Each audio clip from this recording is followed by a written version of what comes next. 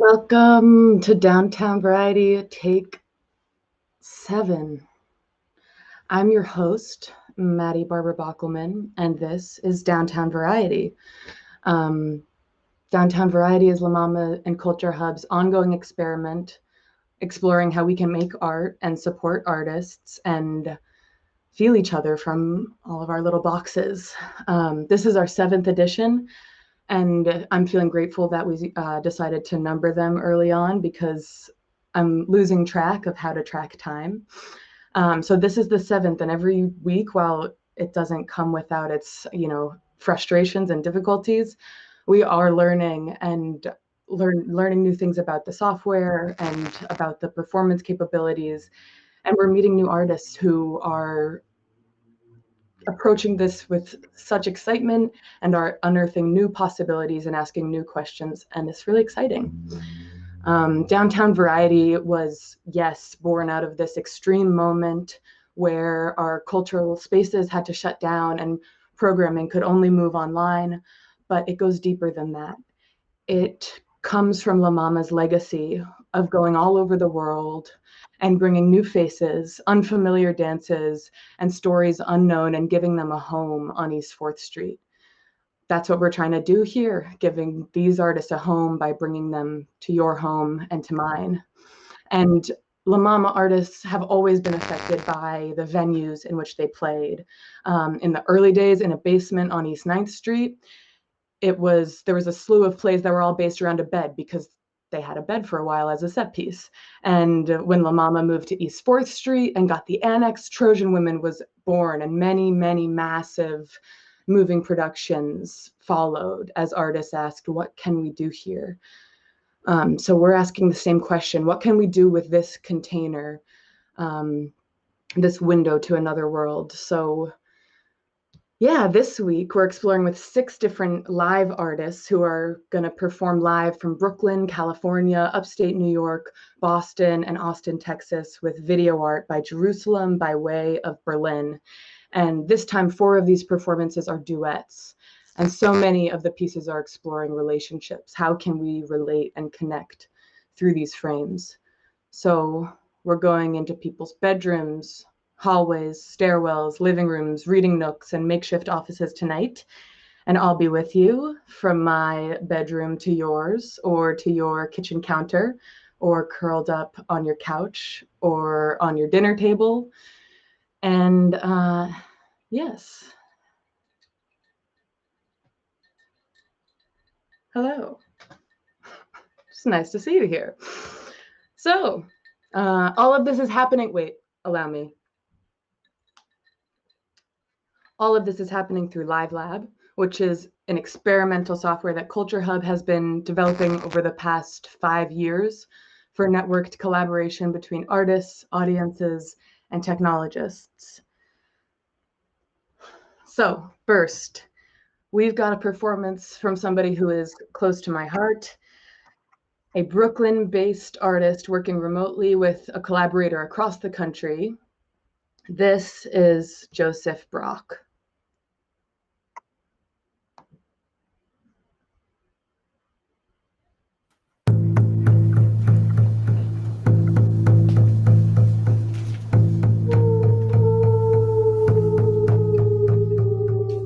What are your demons?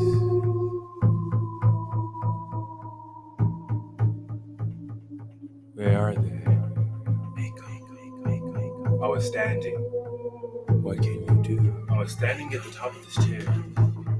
My own. To get rid of them? Where are your demons? I looked out. Beyond the house. Do you even know? Beyond the cars. Beyond the old crack house my dad turned into his signature. And there was a figure. Complacent. A dark figure. It was just standing. Your but demons. I felt it. So loosely. I felt its presence and its gaze upon me. I did not Trust me. all I could If you saw was say leave. Leave. Let me be. Hell.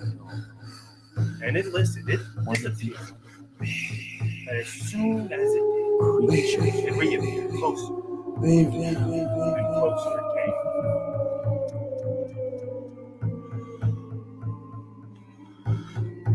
Down the street, I don't think you would be here right now. moving ever and ever closer. Leave. Be gone. I have nothing you want. You have nothing I need. Just go. Do you even I am done with you. But it kept coming. I called for help, searched? but there was no one. I tried to run, Are you but complacent? there was nowhere to go. I tried reasoning with it. Look, if you leave, I will give you whatever you need, whatever you want. Just take it. Just let me be. Just let me be. My desire to control, to manipulate, Closer and lust. I hide them really well. Well, I'm a master of that. to my drive, But every time I try to to get my rid of porch, one came. for all, I see it outside of my door. they come back As it is. again. They are coming. Again. Please go. Again. You are not welcome here. Again. I'll call the cops. My dad's the pastor. Just go. That's why they call it a struggle. But it kept coming. It kept pushing into me. To the bottom of the stairs. I started climbing and rolling. It seems Ever like closer. I have the wisdom of Solomon. It was not going to leave. I was going Time to to talk to give it a fight. I am going to give it a fight. You will not take it. But I'm struggling. I planted my feet in the ground. I felt I'm hurt. the last bit of my stress arrive through my spine into my chest. As I puffed out, I knew what I needed to do. It came to me finally. I was trained for this. I'm the worst. I looked at it and I said, "Leave The me worst. in the name of Jesus. Go!" But I'll stand But it just stood and there, stare looking at me. face I felt to it heaven. laughing at my spirit, I have to keep trying. pressuring evermore. I have to Keep trying. go. Leave. It just looked me dead in my eyes, and it said, "We are one.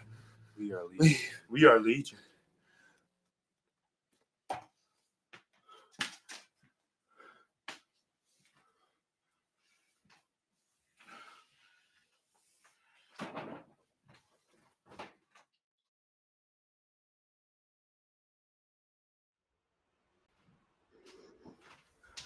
Spooky. That was Joseph Brock coming at you live from Bushwick. And here he is, my friend. Here I am. What's up? I am doing good. Incredibly hot, but good. Oh, yeah. Who are you wearing? I am wearing something me and my girlfriend made. This cloak, very Sith Lordy. Mm-hmm. And I, too, happen to be wearing something that your girlfriend by the name of Verna Estes made for me. Hey, there we are. So, Joseph, what's good? Can you tell us just a little bit about this piece and where it comes from? Yeah, it was a piece that was originally an audio piece that had been stewing in my head for a long time. I made last year. It's based off an experience my dad had, an outer body experience. I mentioned in the piece that he's a pastor. And he had this outer body experience where he appeared at the top of our house, peering out, and he saw this thing that kept coming. And it struck me as such a biblical story, even though something happened in this modern time. And I kind of took that idea of this thing coming and the thing he would say is that it made it to his face. He kept telling it to go. It would leave. A new one would come. And it got to his face and it said, "We are legion," meaning that each time he said one would go, another one would come and replace it all the way to his face.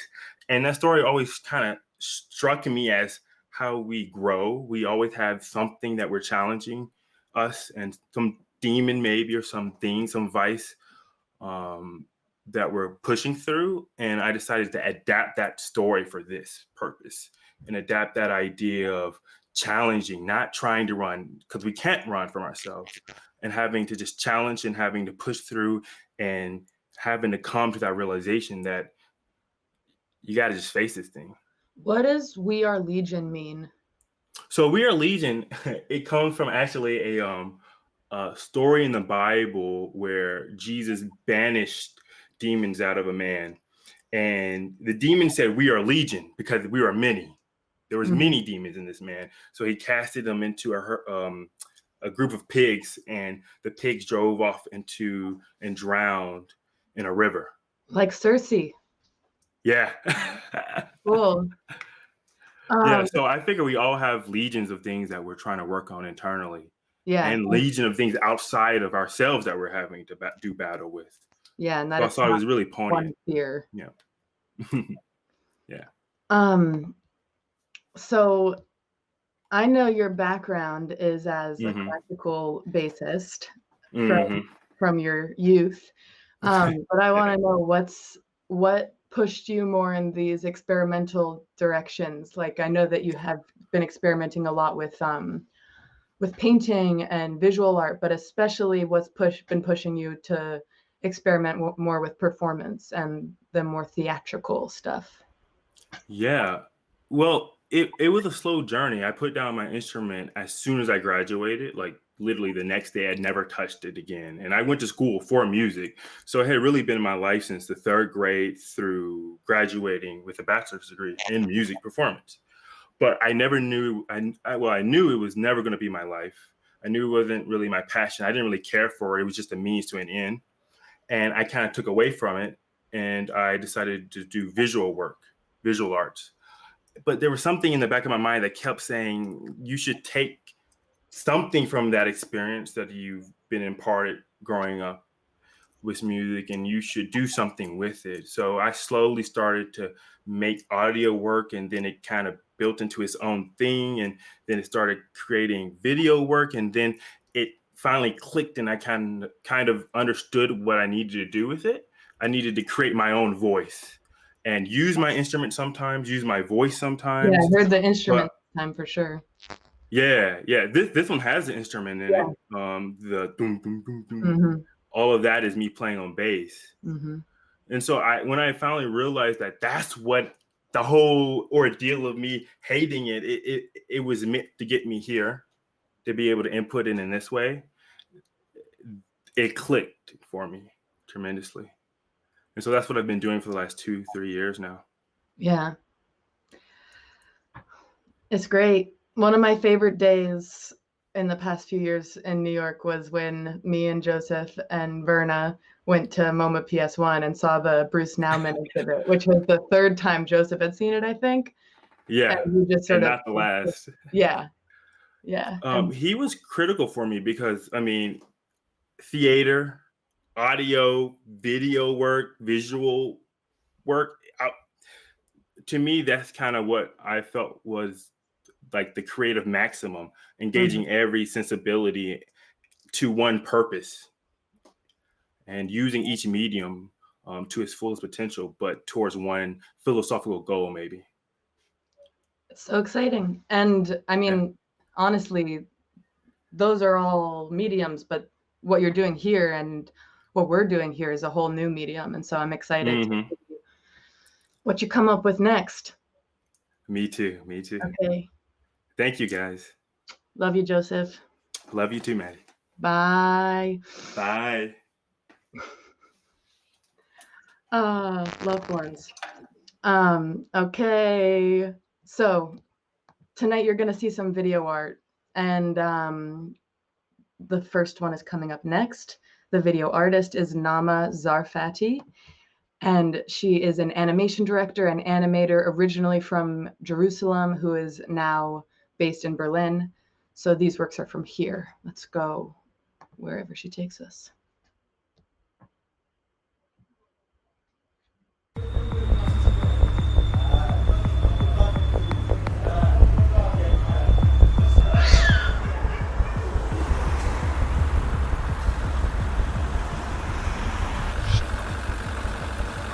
סליחה, זה ירושלים?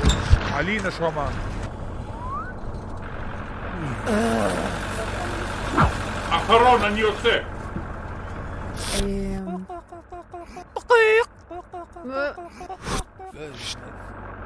ويلي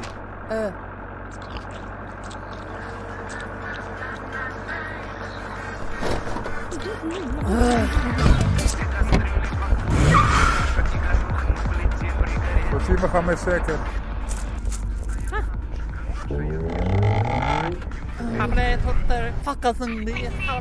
סליחה, אפשר להעביר?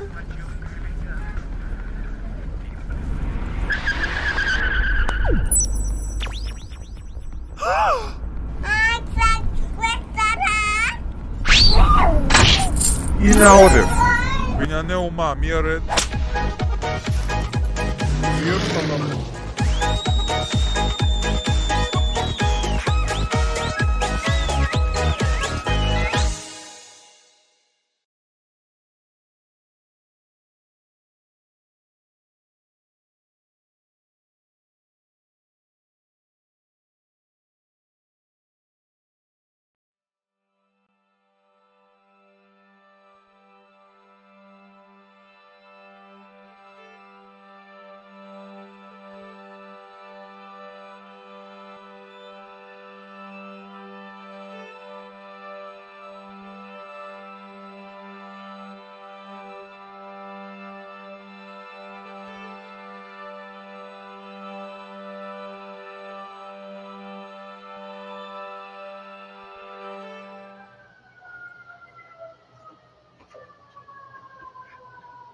Welcome. You are now entering the assessment system of the Happy English test under the instruction of the Something Department of Education. Happy English Incorporated just launched this new educational assessment system for people who are preparing themselves to spark joy in their everyday English communications. A qualified happy English speaker should be someone who keeps an unswerving faith of happiness is true, I am like a room without a roof, throughout their life. A certificate of happy English speaker will be issued to you when you have successfully passed the test with a score above 200. The following test is designed to assess your communication and writing skills of on-campus happy English. Each session has a different guideline. Please listen carefully before proceeding. Please now present your Happy English ID for verification. Place your Happy English Test ID card within the green box. Place your Happy English Test ID card within the green box.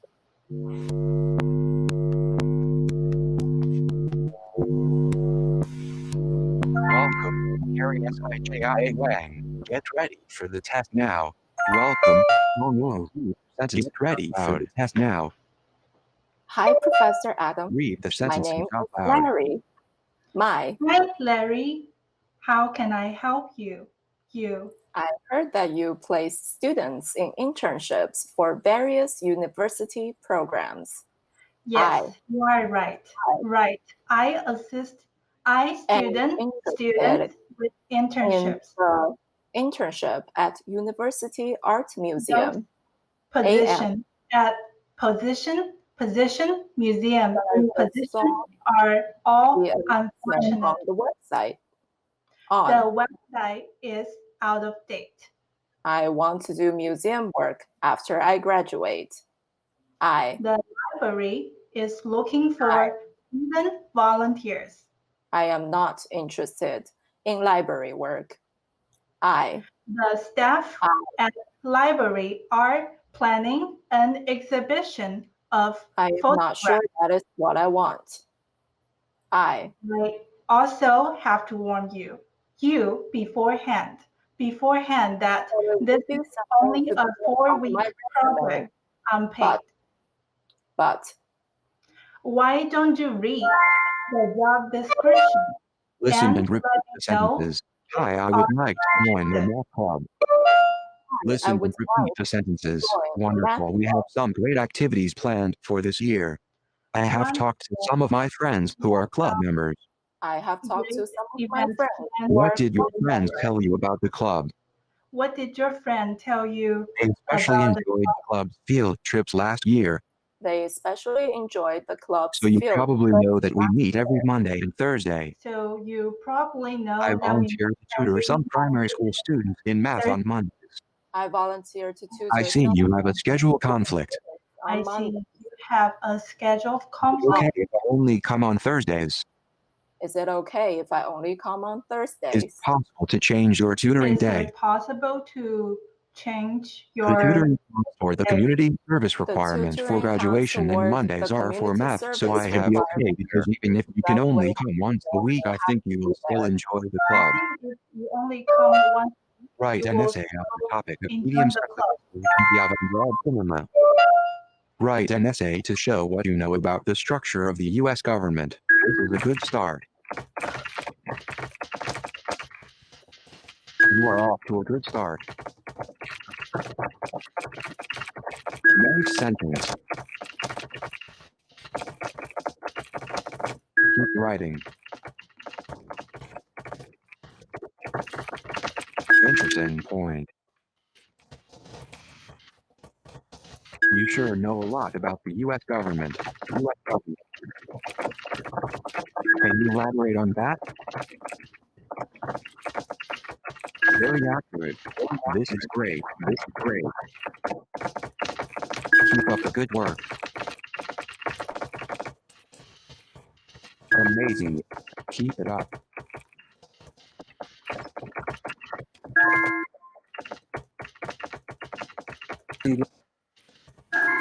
Gretchen, unfortunately, you didn't pass the English test. Your score is below 200, and your energy during the test was all impressed with your positive energy. Although you have passed the time and effort you invested in preparing for the HET, we are only able to issue the Happy English Speaker certification to those certified Happy English Speaker on campus. Has always been crucial to the English-speaking world. We want to make sure the Happy English test system can help people to not only speak good English, but speak English, but speak happy English. Thank you for your participation. We wish you the best of luck and hope to see you smile more next time. We'd like you to bring us positive energy in the English-speaking world.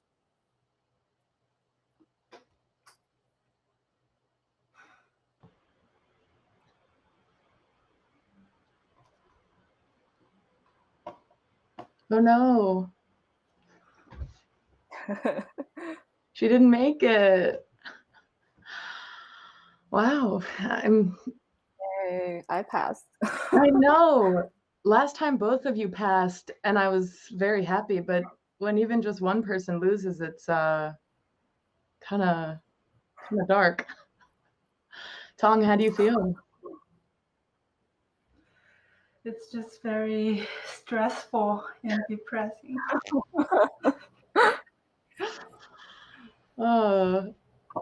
So you guys just made this piece, right? Right. Yeah. So last week, we were part of this event called Performer Jam. It was hosted by CultureHub and the adjacent online journal from NYU. The idea, it's kind of like a performance hackathon for a day.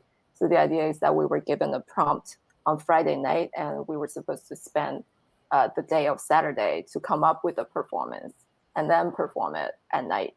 It was crazy. Yeah. Yeah. And then you have so much going on in here. So what was happening? Like a couple people were asking, is this live? Like are the video or is all the interactions that are happening live or are they recorded or what?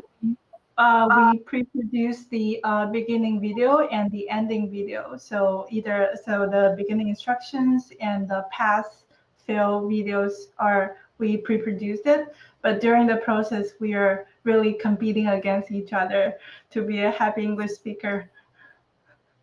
Yeah, we use, yep. Go ahead. We use a speech recognition program to listen to what you say and determine whether you say something correctly based on its standards. And that's how we were scored. And where does this program come from? Who made it? It's I think it's a rap. It's called P5 Speech. It's a wrapper around Google Speech API. Got it. And I incorporated it into the program that I wrote. Cool. And what is a happy English test? What is this? What is this test? Where does it come from?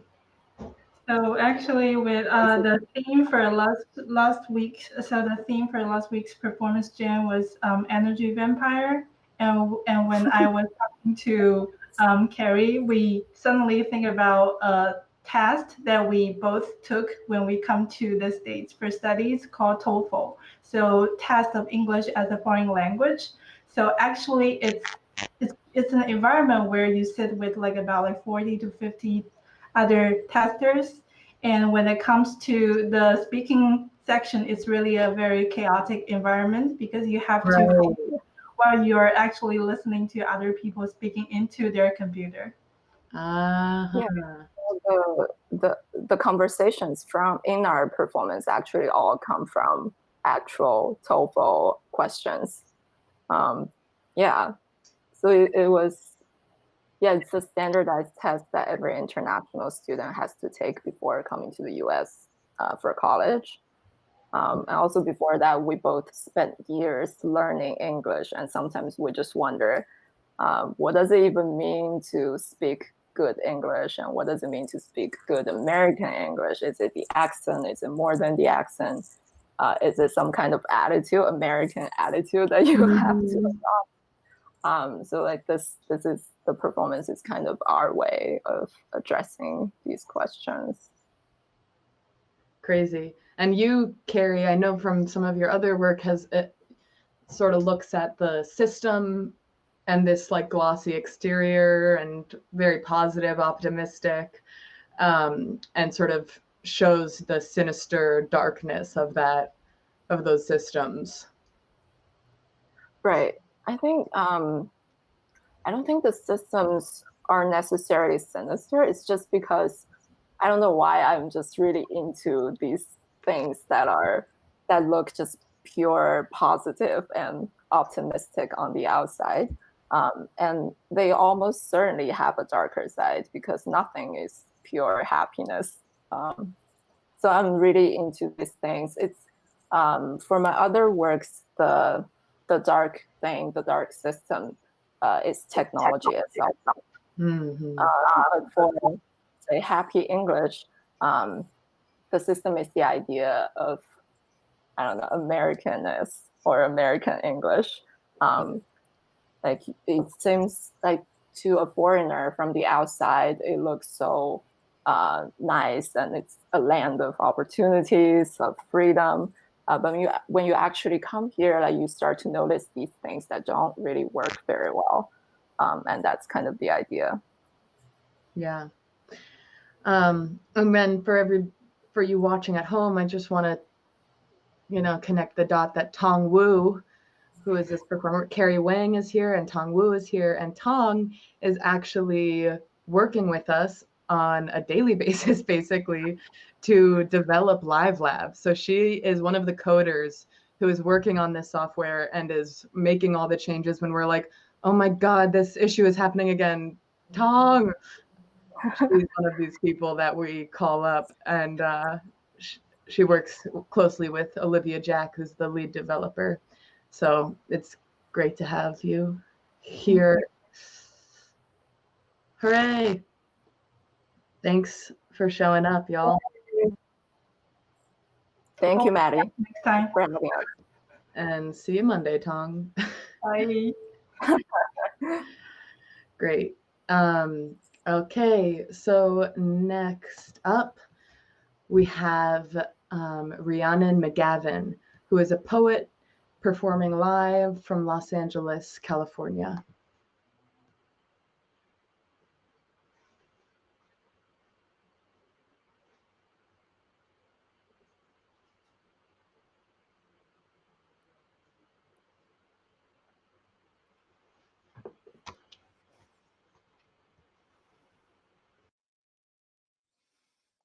A sonnet for FaceTime. The phone rings like a flock of jays surprised out of an evergreen, and you become a quilt of daylight on the same device that hacks up spam and headlines. Now, my thumbprint smudges your chin's spectacle. Your laugh cups my ear through this hole in the fourth wall, a magic lantern that spins code and flash, bringing you closer home with each pixel to say good morning, as if you're right here. Golden hour in my hand till I hang up. No, you hang up first, talking to you, to air. Tuesday starts, and the call goes blank. When I press my fingers against the screen, it's warm, but not as warm as you must be.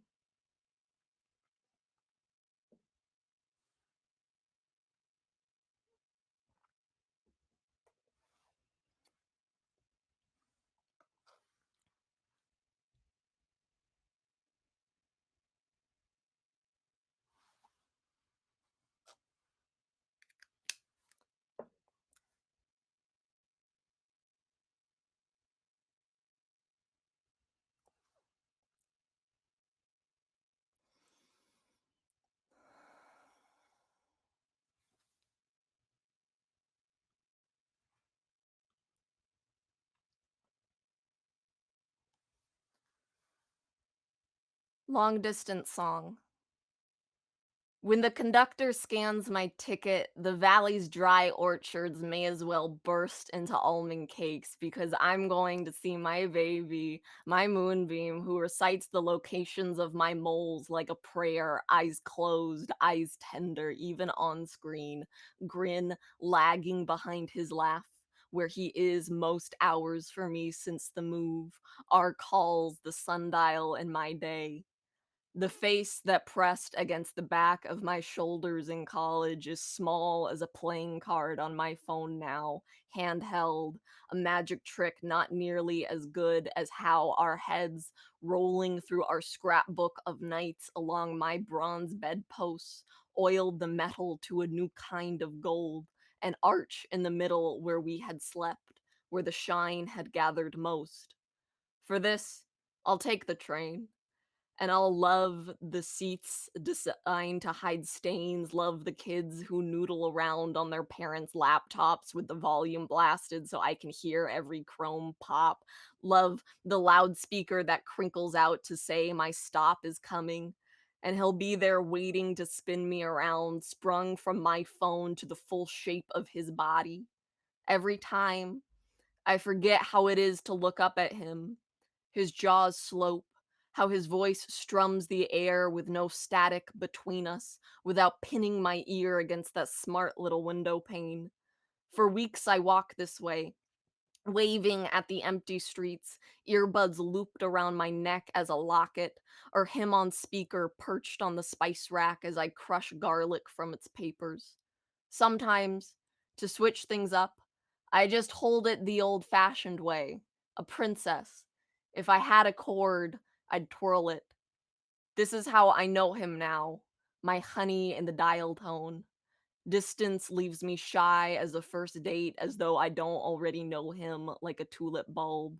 This time tomorrow will be gone, spun back into the telephone poles stitched along the Southern Pacific tracks, the wires against the sky black as his hair left on my pillow, the wires that carry our texts in blue balloons across California, his arms spun back into the fiber optic cables that run under the railroad, marked out by orange signs like creamsicle sticks, all the flavor sucked away.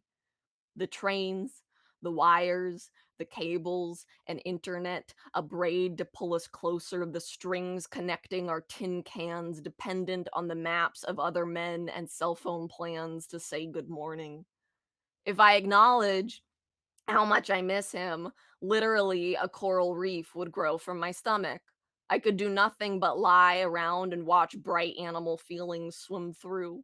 We are very young and stupid, I know. How young?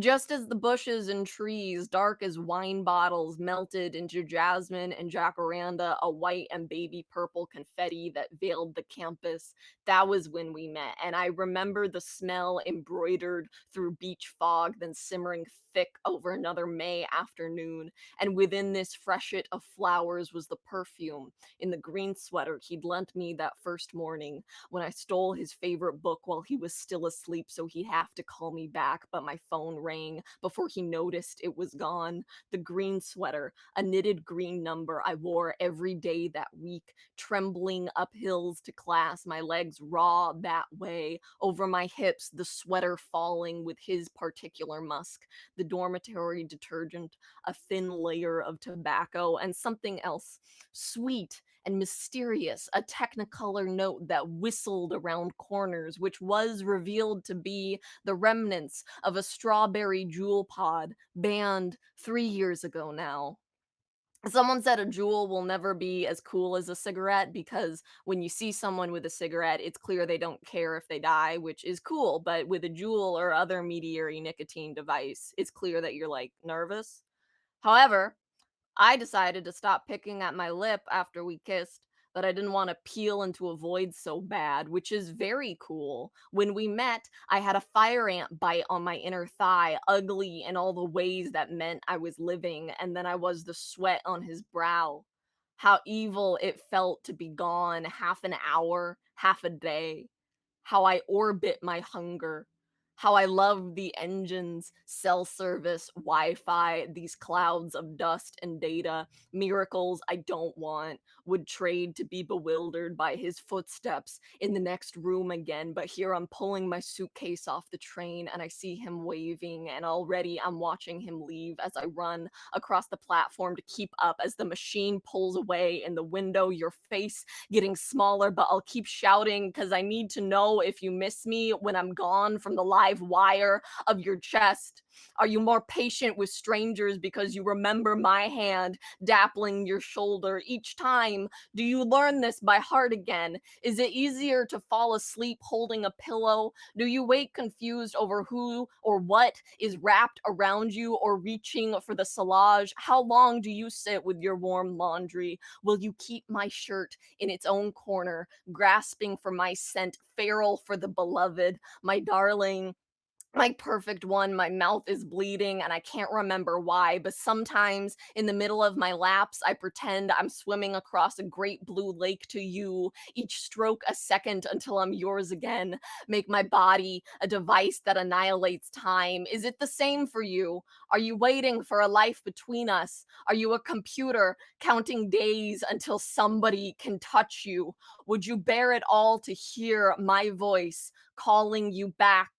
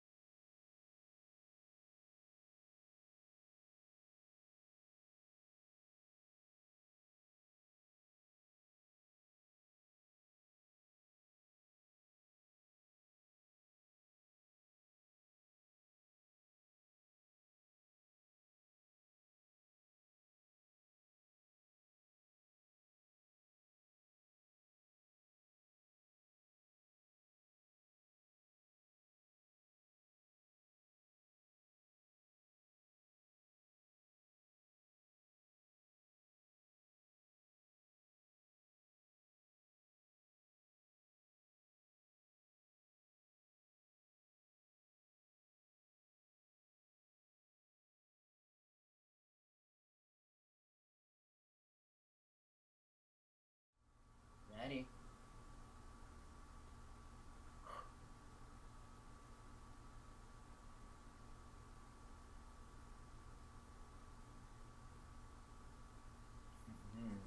Okay. Hello, everybody. Welcome. Welcome to the inaugural stream of Boys with Brains. Boys with brains. Boys with Brains. Today we are boys with bird brains. We are going to be playing a little bit of the indie darling Hatoful Boyfriend Pigeon Dating Simulator. Very excited. So, the basic conceit of this game is that we are a human who is attending St. Pigeonation's Institute for Birds. And it is our freshman year or sophomore year, early on in our tenure at St. Pigeonation's, and we are getting to know our fellow birds and getting to know them as friends and maybe a little bit more intimately if we'd like to. So we're going to hop into a part of the game where we are trying to seduce one of the most popular birds in school, who has a very interesting relationship with the school doctor. So the really fun part, if you can see on our stream below us, the chat there is our Facebook chat. This is basically a choose your own adventure visual novel. So we get to make some choices, and we're asking our Facebook viewers to help us make those choices. So we're going to hop into the game, and then we're going to seduce some birds. Yeah, let's do it. All right. So this bird is our best friend bird. This is not the bird we are seducing. It does, but Dr. Iwamine is pretty suspicious. Be careful, okay? You go to the infirmary a lot, right? Has he ever done anything to you? No, but... Well, you're a girl, Pasto. I'm a little worried. That's true. I'll be careful. Ryota always has been one to overthink things. Anyway, can't keep Yuya waiting. Sure can't keep him waiting. I wouldn't. Excuse me. Huh? Yuya and the doctor are talking about something.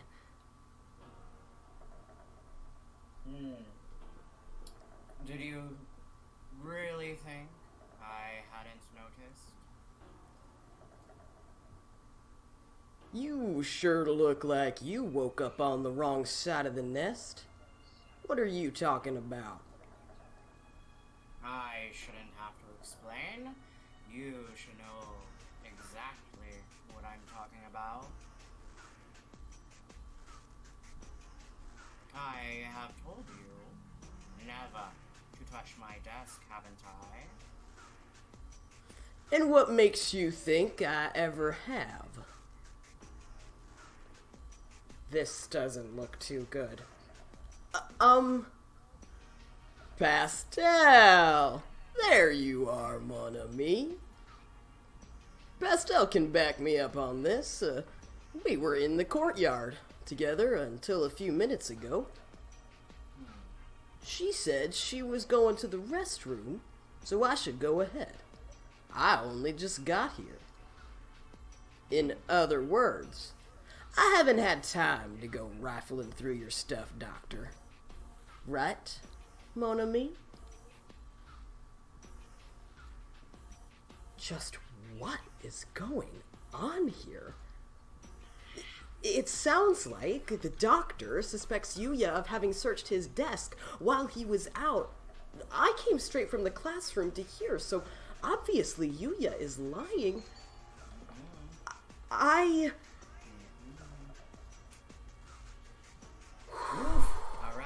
Here it is, y'all. Right. That decision of, do we want to go with, say I was with Yuya, because he is a hot boy, he's the one we were trying to seduce, but he's obviously lying. Or do we want to say that we were in the classroom, which is the truth, but also like shady, creepy doctor who like no one trusts and no one likes. Also a weird thing, like in like earlier in the gameplay, you do know that he has like some ridiculous medicine and pharmaceuticals in there. Yeah. So like, what's up with the doctor? What is up with the doctor? Also, but what's up with Yuya? Fair. If there's something funky going on with the doctor, why is Yuya getting involved? Why is Yuya, you know, if Yuya's trying to, I don't know, like bust the doctor for doing some wrongdoing, then that's one thing, but maybe he's not. I mean, we have no way of knowing. So, depends on which birdie you trust. We have 2 votes in the chat to lie and ally ourselves with Yuya, which I think is a juicy choice. And I mean, obviously EL knows it's fine, but yeah, they were the first, and they were like, Yuya, do the Yuya. Like immediately, as soon as that came up, EL was like, Yuya, done. Right, and so it's a question of like knowing sometimes maybe knowing where the path goes, right? But also like a curiosity. Well, I don't think we've ever played through the game and allied with the doctor. I don't think we've done that yet. No, I don't think we have. So mysteries abound there for us. Yeah, the French is just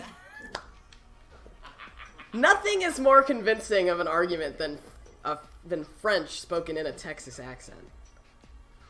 It's true. A Paris, Texas platter, which is something that you can get at Kirby Lane Cafe in Austin, Texas. Not sponsored. The stream is not sponsored. Okay. Let's go ahead and side with Yuya, unless anybody feels very strongly to the contrary. All right. Okay, so here we are. We're gonna lie, and we're gonna say that we were with Yuya. Let's do it. All right. Yeah, we're with Yuya. I don't quite know what's going on, but I don't like the look on the doctor's face. That's right. Yuya and I were having a sexy and luxurious sunbath in the courtyard up until a few minutes ago.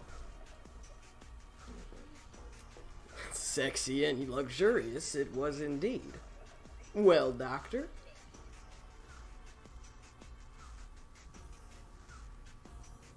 Very well. I shall have to wait for more solid evidence. Please. Do be careful. Of course, Doctor. Dun dun dun.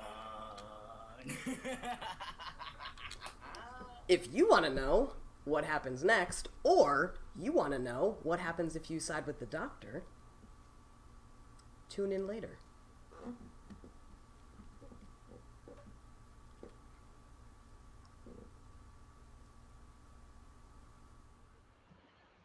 Hey, y'all. Hello. Hey. Wow, we really went with Yuya there, didn't we? We sure did. Sure did. So what happens next? Where do we go next? Where are the other corners of Bird University? Ooh. Goodness, yeah. Okay, so we have how many? 4, 5 different people. We have, golly, we have. There's, I think there are 5 or 6 different tracks in terms of birds that you can date. There are also some birds who have storylines that don't involve you dating them. Thank God.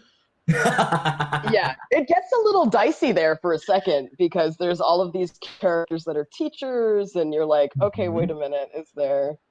I don't know how I feel about this ethically. Game. Yeah. How did you guys find it? Jess, you found it. I did. I found it on Steam, which is one of those sort of like you host your video game there and people download it and play it. Mm-hmm. And every year Steam has a winter sale. They have a summer sale and a winter sale, and everything is like dramatically reduced in price. And so I usually go through during one of those sales, and I'll buy like 5 or 6 games that are all marked down to like $2. Nice. Yeah. So you're gamer friends, kind of? I mean, what's this collaboration for you guys? Because I know it's just probably a way to feel joyful with each other across distance, because Jesse is in Austin, Texas. Dillon is in Boston, Massachusetts. So the Austin-Boston connection. Mm-hmm. So, I mean, I'm sure this is my assumption, is that it just started out as you guys playing games together to hang out. Yeah. And how has it developed from that? Yeah, it pretty much did.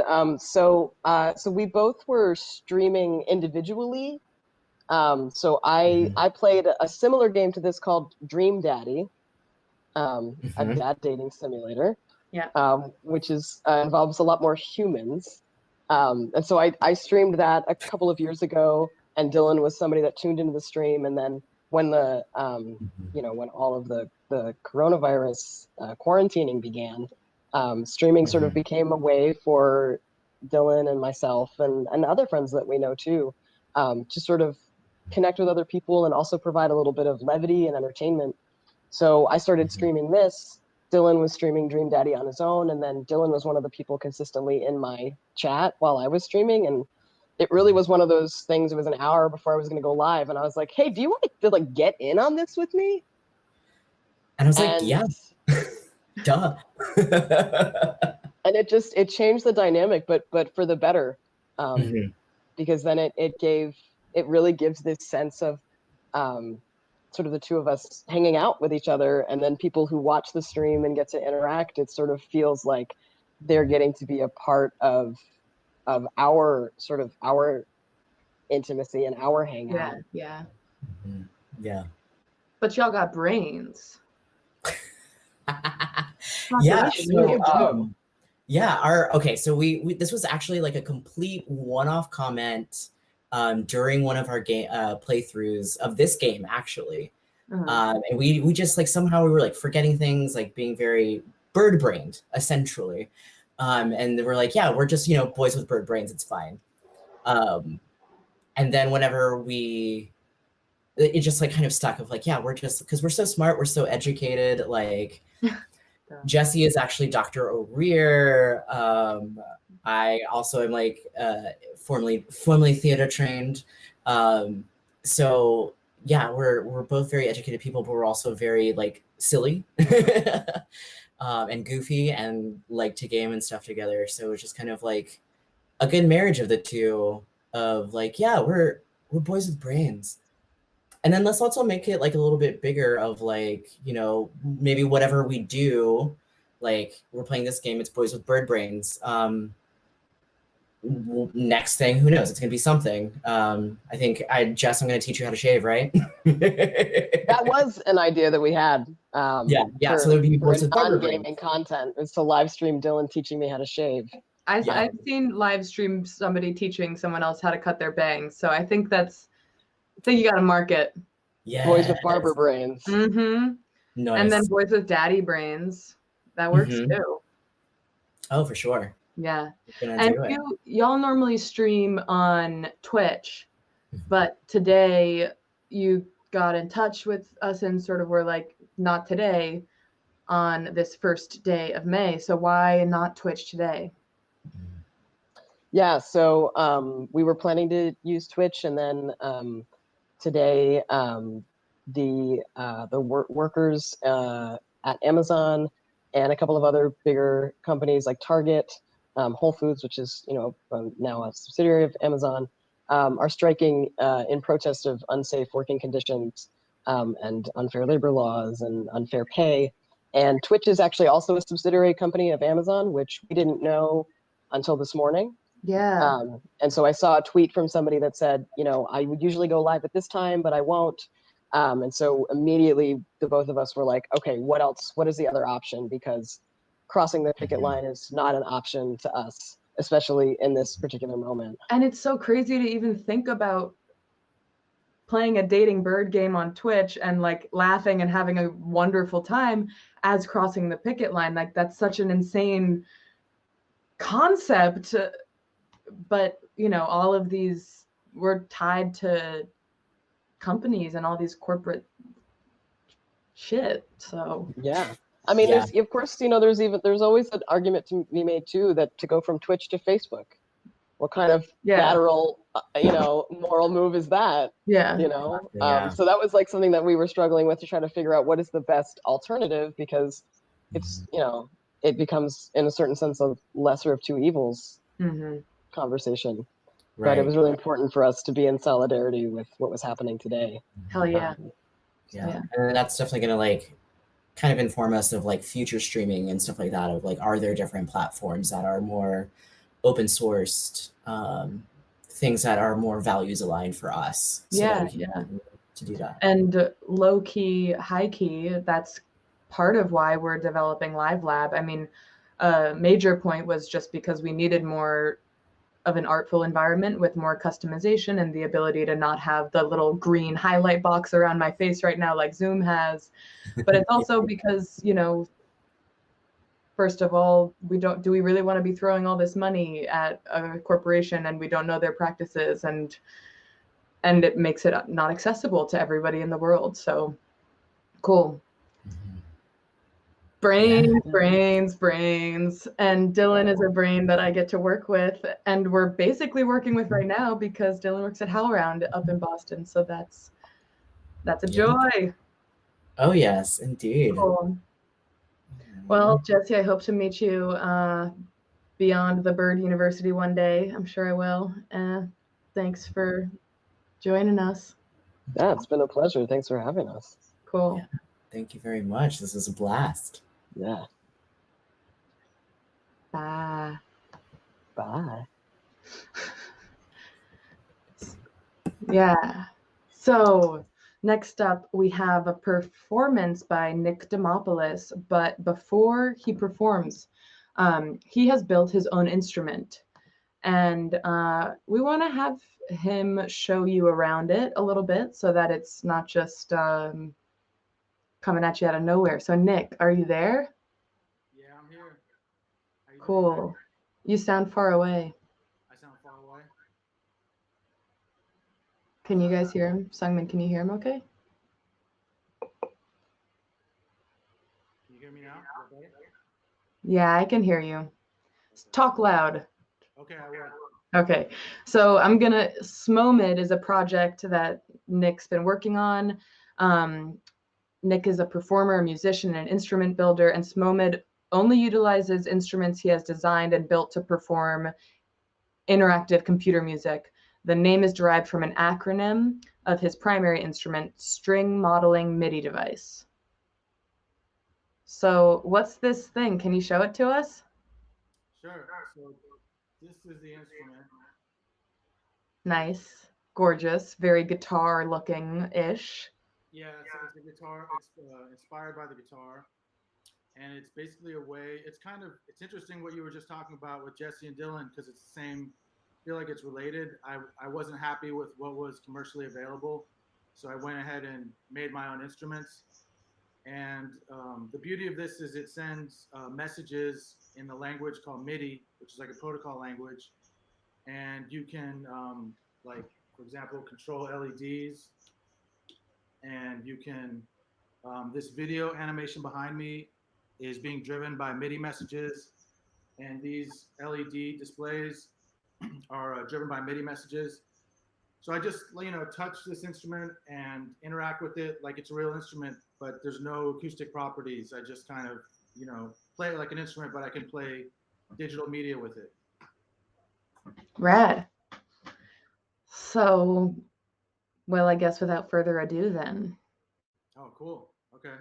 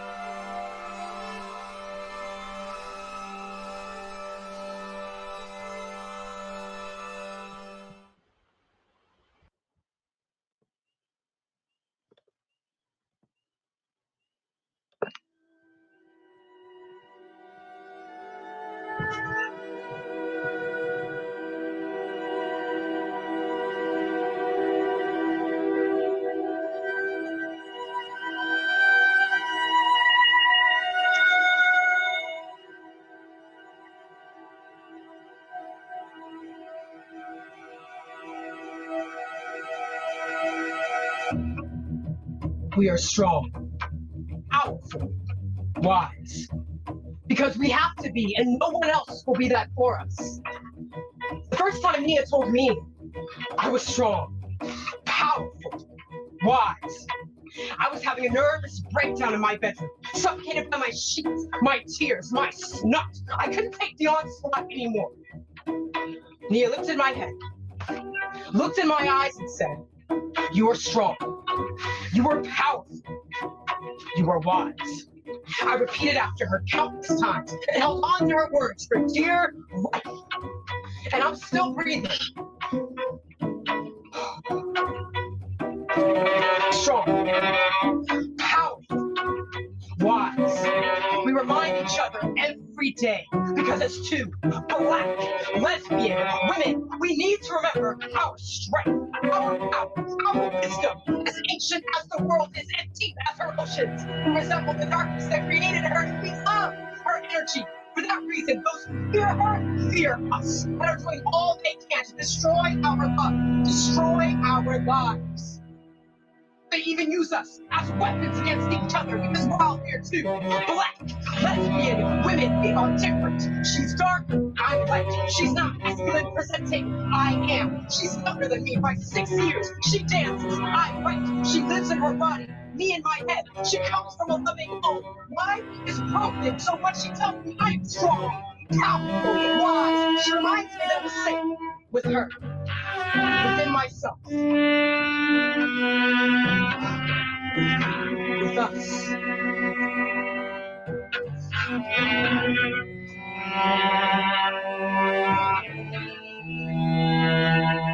But it's hard to remember. I'm strong, powerful, wise. And it feels like she's not on my side. But I'm not always on hers. Like when she told me she was followed in a thrift store, I replied, it's probably not that serious, probably not because you're dark skinned. But then it happened again, and again, and again, and again. And I can no longer ignore the fact I'm on the brighter side of our shared oppression. There are times when we take pictures at night, and for whatever reason, the flash isn't working. I don't have to wonder whether or not I'll show up in the frame. And she's often been the only dark-skinned Black woman at a dance audition, looking around the room, knowing she doesn't stand a chance, but still she dances, giving her best, showing them she is there. She will be seen, she isn't leaving, she is strong, powerful, wise. I still question our strength, our power, our wisdom. When people challenge me with their eyes, their postures, their tones of voice, and all I'm doing is wearing a tie and talking or walking and holding her hand and wanting to be confident and not Vanessa, why she is so upset she's asked because I'm not who they think I am. I'm not a man or trying to be one. I'm a Black, lesbian woman. I'm strong, powerful, wise, strong, powerful, wise, strong, powerful, wise, strong, powerful, wise.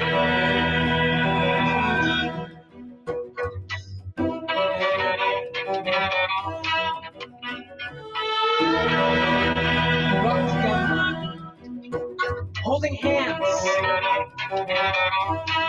holding your gaze.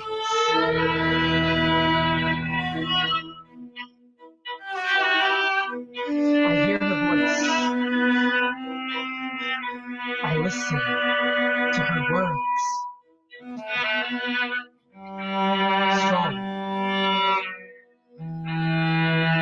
powerful, wise.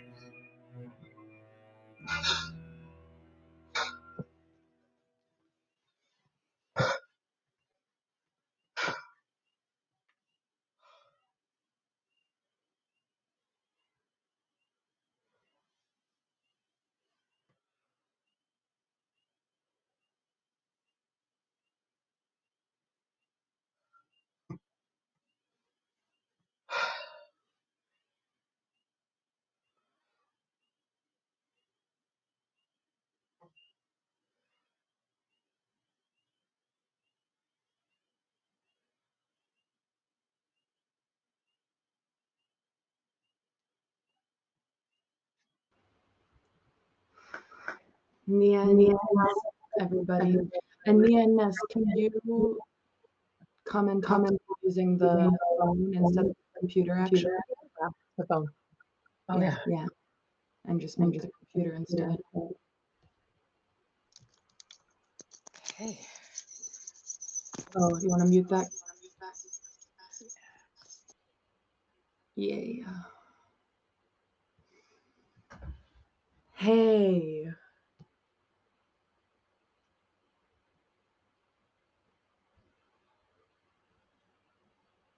Can you hear me? Okay, can you hear us?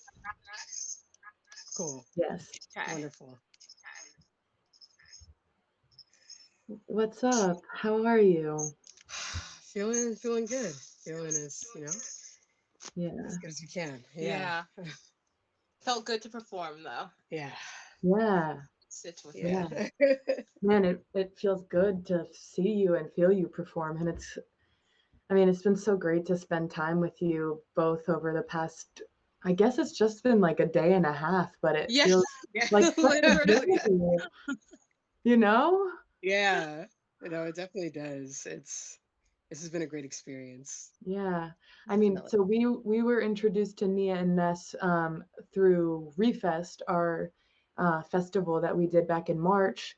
And it was when everything was shutting down, and we made the call to just bring it as a live stream only. And we had this intense experience in the downstairs at La Mama with these two I say both of you are dancing, and it's because Ness, when you're performing, I feel like you're rock stars, like electric rock stars. And Awesome. we met you then, and so it's so cool. So tell us about who you are and what you do.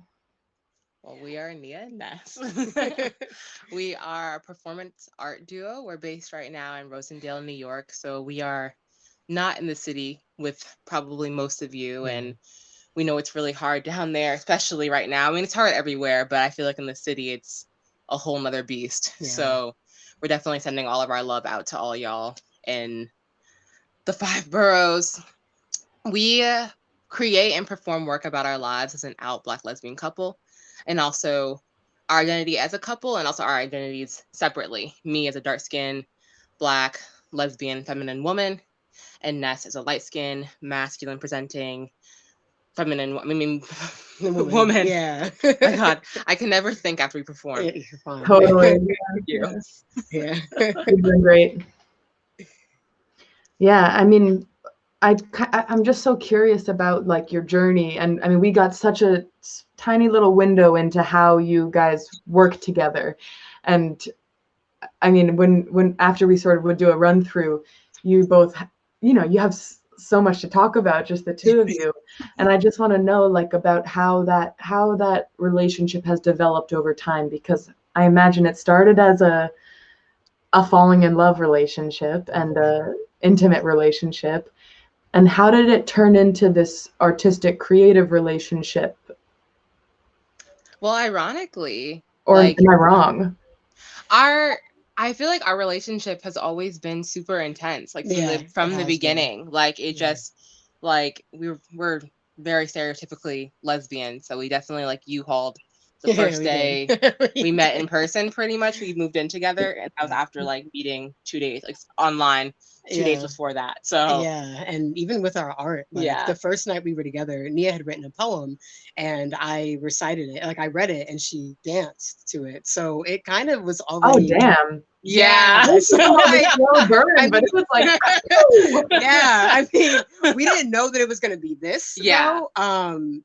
But yeah, that just kind of, I guess, a year later. That happened, the student dance concert. Mm-hmm. But actually before that, I was taking a class on Audre Lorde, and Nia performed, she danced to a poem that I did out loud. So yeah, I guess it was just meant to be. Yeah, and then after 4 years of being together, we started about 3, I think. 3, actually. yeah, 2016. Okay, yeah. 3 years of us being together, we decided to take this professionally and only work with each other and start creating and performing and touring our own personal works. Yeah, I definitely think our art has brought us a lot closer. Yeah. I mean, we need each other. Mm-hmm. And I think we see that with everything that we experience outside in the world. Like it brings us together. And then this also, so it's cyclical. Yeah. Like our art brings us together, but then also our relationship definitely feeds our art. Yeah, it's all one thing. Yeah. There's no separation between our art and our relationship. Yeah. Not at all. Yeah. I mean, I think about two things. One is like, it must be hard sometimes, but maybe the fact that you just accept that it's hard and bring it into everything that you do makes it easier.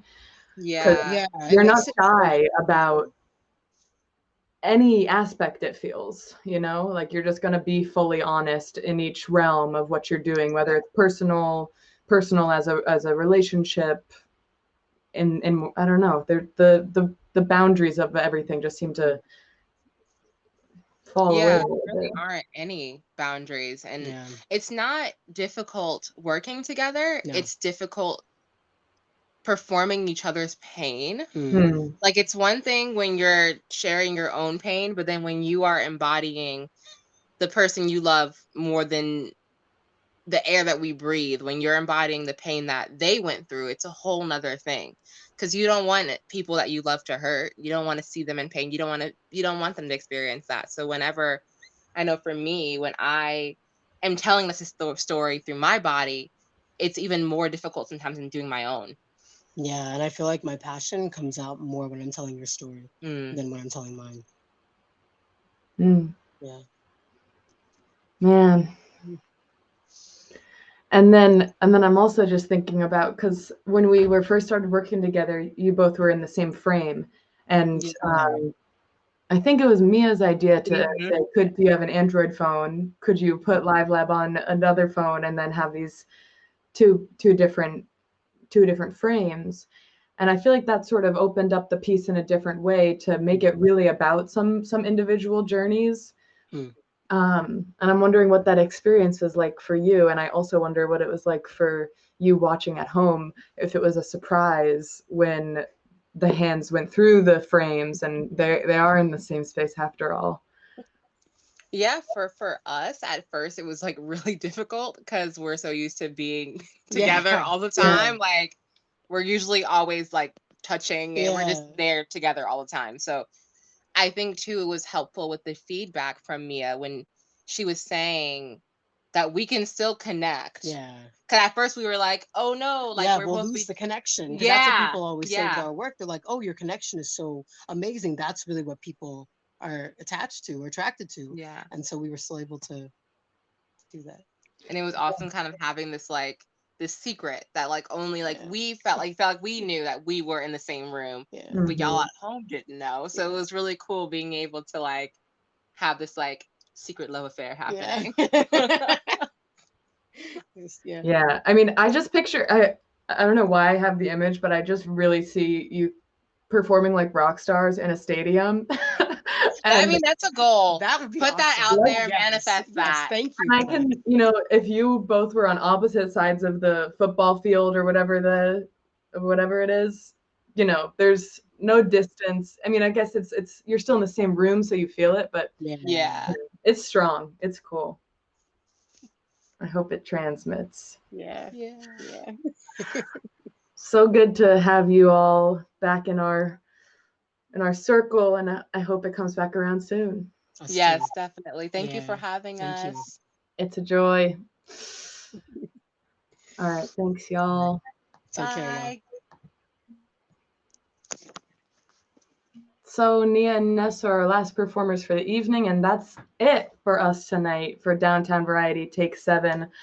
I just want to shout out a couple of people. We have original music by John King, who was on the very first edition of Downtown Variety performing, and he sent us new music this week, so we hope you enjoy it, and we're very grateful that John is a close friend and collaborator. Apparently there's a block party happening at 7 on some day somewhere, and this piece of artwork I got in the basement at La Mama one day when Jeff Weiss was visiting with his partner, Carlos Martinez. So this is Carlos's work, and it is Jeff's birthday today. So happy birthday, Jeff. I also wanted to say that Nick Demopoulos with the homemade guitar. We met through La Mama meetups, so we want to meet you and know you. And it feels so good to have an audience in this moment, and I'm so grateful to be able to share these performances with you. It's really, it's really something that we're going through together here. So I'm glad that it's with you. So we'll be back next week for take 8. Thank you so much for being here. I'm Mattie Barber-Bockelman, and I will see you soon.